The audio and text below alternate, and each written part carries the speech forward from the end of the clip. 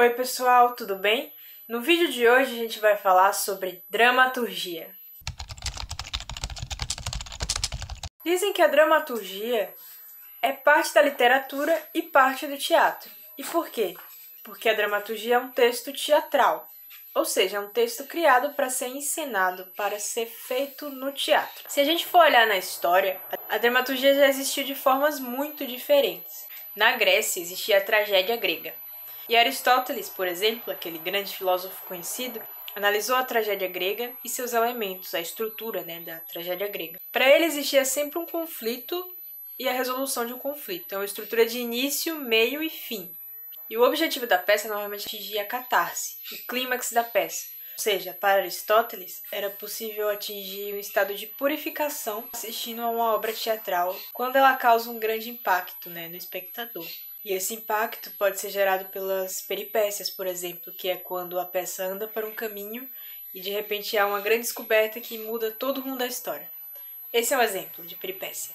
Seria uma situação inesperada, inusitada. Agora, se a gente avança um pouquinho na história, a gente vai falar de comédia dell'arte. A comédia dell'arte já seguia uma estrutura diferente. Era um texto fixo com personagens fixos e toda a estrutura era desenvolvida a partir desses personagens fixos e os atores tinham uma liberdade maior para improvisar. Então, muitas vezes, os temas eram temas políticos, de coisas que estavam acontecendo na atualidade. Então, digamos que a dramaturgia, nesse caso, era mais aberta, era mais adaptável, improvisada e possibilitava desfechos diferentes. Por exemplo, mesmo que fosse ensinada a mesma história, como era improvisada, ela sempre podia virar história diferente. Aí a gente avança mais um pouco e vai para o século XIX, onde a principal corrente era trabalhar os estados psicológicos. Então, muitas vezes eram textos carregados de subtextos. O que é subtexto, Subtexto é, por exemplo, o autor vai lá e diz: passe aquela xícara de café que está localizada em cima da mesa no canto direito. Basicamente, o subtexto é a linguagem subliminar da fala. O ator vai dizer suas falas, mas isso carrega um grande simbolismo por trás, uma grande possibilidade de significados por trás. Pode ser indicado através das rúbricas, que são sinalizações do estado psicológico do personagem ou ação física. A rúbrica serve para sinalizar alguns elementos que vão orientar ali na dramaturgia, na história. Agora, como último exemplo, eu vou citar Brecht. Brecht foi um cara que transformou um pouco o teatro também.